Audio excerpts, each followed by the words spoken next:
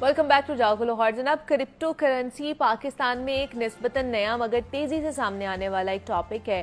चंद रोज़ पहले तक आम पाकिस्तानी शहरीना इसकी तफसीलात से या तो नाआशना थे या फिर शक व शुबहात में मुब्तला थे।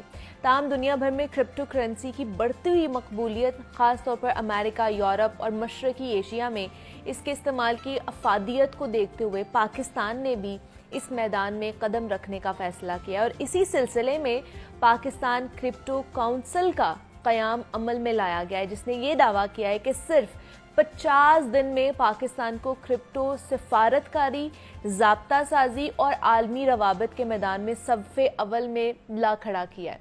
टाइम्स ऑफ इंडिया और इकनॉमिक टाइम्स जैसे बड़े इंडियन मीडिया इदारे भी इस बात का एतराफ़ कर चुके हैं कि पाकिस्तान क्रिप्टो पॉलिसी में सिफारती और इक्तिसादी बरतरी हासिल कर रहा है। अब ये पेशरफ्त पाकिस्तानी डिजिटल मशीयत को खित्ते में क़यादत का मौका फराम कर सकती है।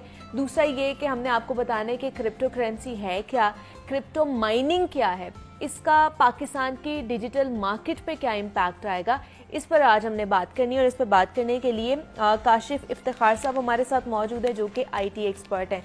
काशिफ साहब, आपको खुश आमदीद कहते हैं जागो लाहौर में। कैसे हैं आप? ठीक हैं, थैंक यू जी। वालेकुम।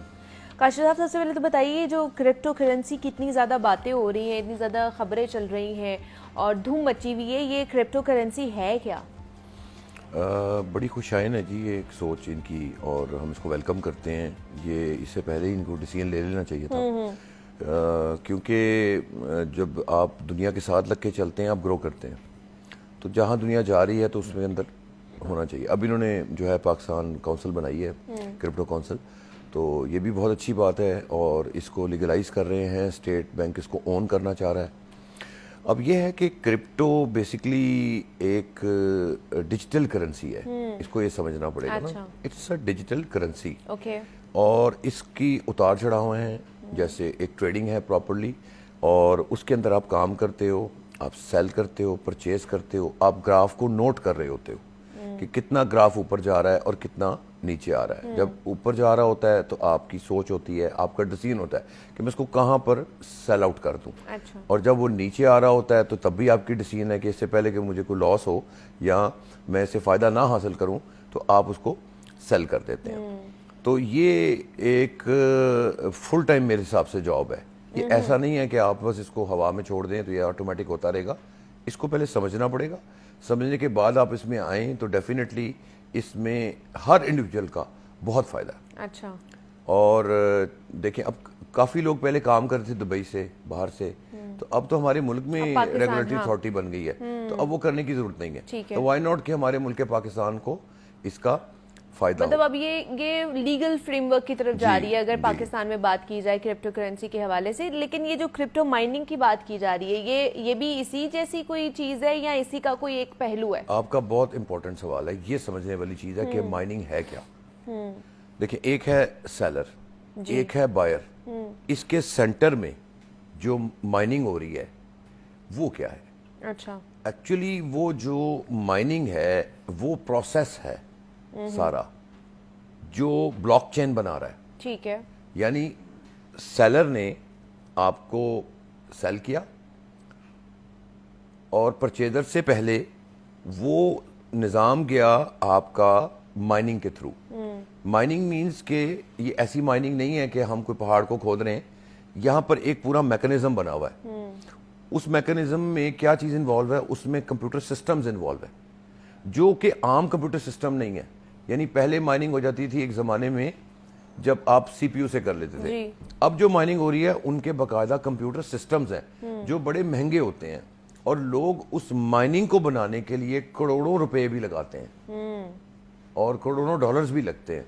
अब वो माइनिंग की एक ऐसे भी है कि लोगों ने माइनिंग फॉर्म्स बना ली हैं। अच्छा। फॉर्म का मतलब कि वहां पर उन्होंने एक प्रॉपर, अगर कोई बड़ा सिस्टम होगा तो फॉर्म की जरूरत बन जाएगी, तो उसके अंदर उन्होंने वो माइनिंग मशीन्स लगाई हैं जहां क्रिप्टो की जो है करेंसी वो क्रिएट होती है और वो डाटा एनालाइज होता है, और उसकी जो उसके एल्गोरिथम है, उसकी जो डिफिकल्टी है, उसको जब वो ठीक करता है और उसको वो सॉर्ट आउट करता है تو اس پروسیس کو بیسیکلی مائننگ بولتے ہیں. وہ ایک مائننگ سینٹر ہے, مائننگ فارم ہے, مائننگ مشینز ہیں جو کہ آپ کی الیکٹریسٹی بھی لیتی ہیں بڑی ہیوی.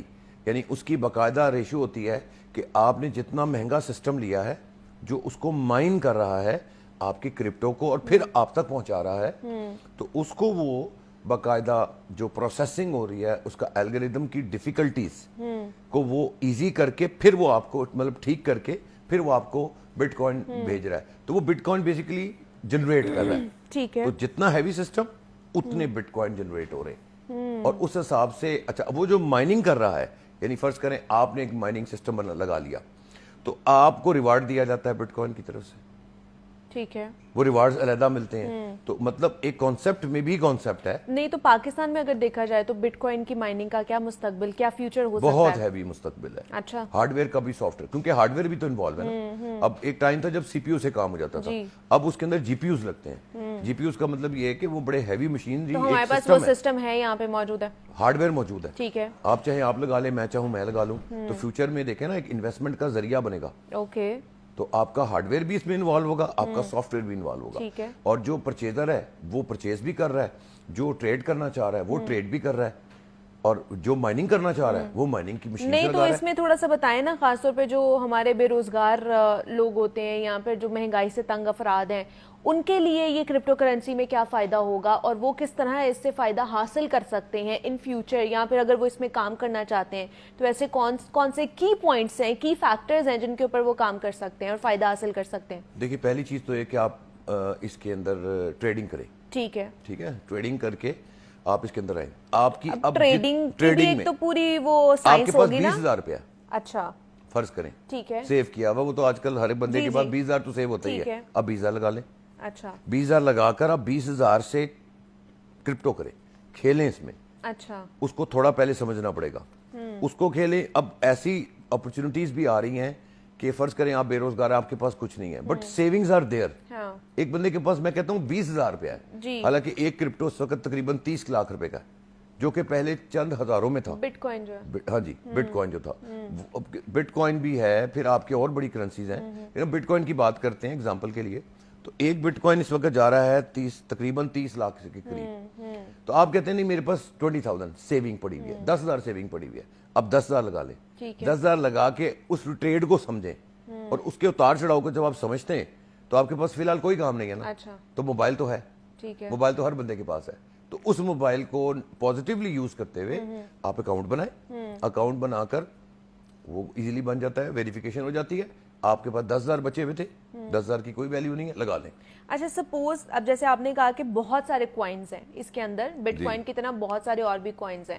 سپوز کہ اگر ہمارے پاس 20,000 ہے یا چلے 50,000 ہے, تو ان 50,000 کے ساتھ ہمیں کہاں پہ اور کس کوائن میں جو انویسٹ کرنا چاہیے, کتنے کوائنز ہمیں خریدنے چاہیے جو ان فیوچر ہمیں فائدہ دے سکتے ہیں؟ دیکھیں کوائن تو بہت ہیں, ٹھیک ہے, اتنے زیادہ اس کی کوئی حد نہیں ہے, لیکن کام اس میں کرنا چاہیے جو کہ پہلے جن کا پتہ ہو کہ اس پہ کام ہو رہا ہے. تو وہ تو بٹ کوائن ہے, ایلیدیم ہے, پھر آپ کا جو ہے وہ ڈاج ہے, اس طرح کے کافی سارے ہیں بٹ کوائنس. لیکن جو ابھی نئے ہیں, ان نون ہیں, تو وہ میں سمجھتا ہوں بینگ اے پروفیشنل کہ وہ رسکی کام ہے.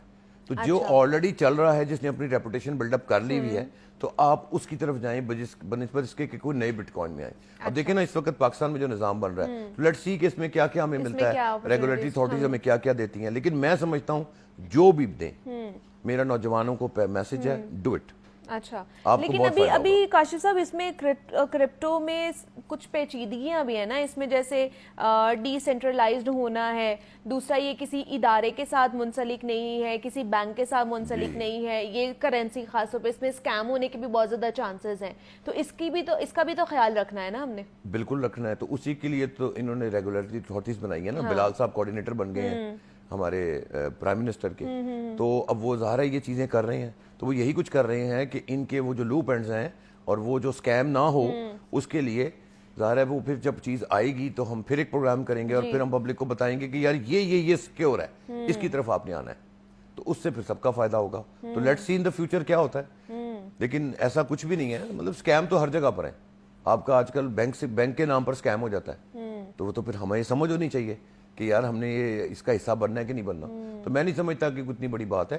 جب آپ اس کو ریگولیٹ کر لیں گے تو پھر آپ سیف ہینڈز میں ہیں. اسٹیٹ بینک اس کو اون کر لے گا, پاکستان کا بھی فائدہ ہوگا, ہر انڈیویجول کا فائدہ ہوگا. تو یہ وہ ذریعہ ہے. دیکھیں نا اس وقت جاب ہولڈرز جو کام کر رہے ہیں, اس وقت جابز کر رہے ہیں, وہ ساتھ میں بٹ کوائن میں کام کر رہے ہیں, کرپٹو میں کام کر رہے ہیں.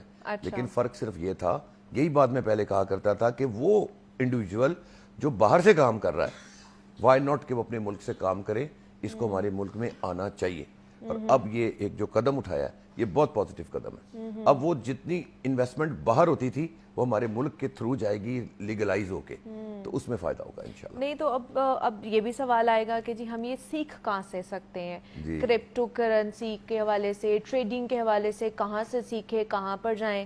تو یہ کیا, اس حوالے سے بھی بتائیے. یہ بھی بہت اچھا آپ کا سوال ہے. اس میں یہ دیکھیں, اس میں یہ سکلز ہیں, یہ سکلز ہی تو ہیں. اچھا, تو سکلز جب یہ ریگولیٹ ہوگا اور لیگلائز ہو جائے گا تو پھر سب کروائیں گے. سب یہ سکل ہے, اس کو سیکھو. اب دیکھیے گا پھر یہ شروع ہو جائے گا ہر جگہ پر.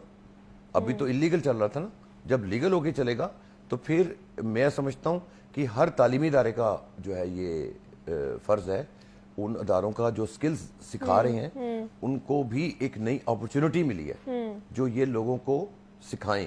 ٹھیک. اور پھر بچے سیکھ کے میرے حساب سے آئیں.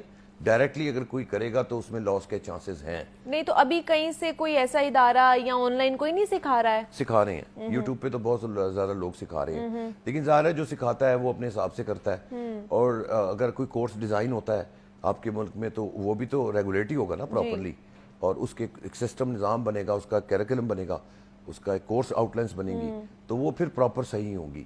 باقی کوئی بیٹھ کے یوٹیوب پہ کہہ رہا ہے, کوئی کچھ سکھا رہا ہے, تو وہ اپنے حساب سے وہ کسی کے انڈر نہیں آ رہا. تو جو وہ کہے وہ صحیح ہے یا غلط وہ اس کی ثوابدید ہے. تو میں سمجھتا ہوں کہ یہ انشاءاللہ تعالی اس کو ہم لوگ کورسز کی صورت میں بھی لانچ کریں گے اور بچوں کو آگاہی دیں گے اس چیز کی کہ انہوں نے کرنا کیا.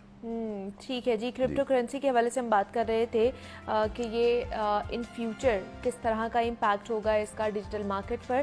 تو اس پہ بات کرنے کے لیے کاشف افتخار صاحب نے ہمیں جوائن کیا تھا. کاشف صاحب بہت شکریہ آپ کے وقت.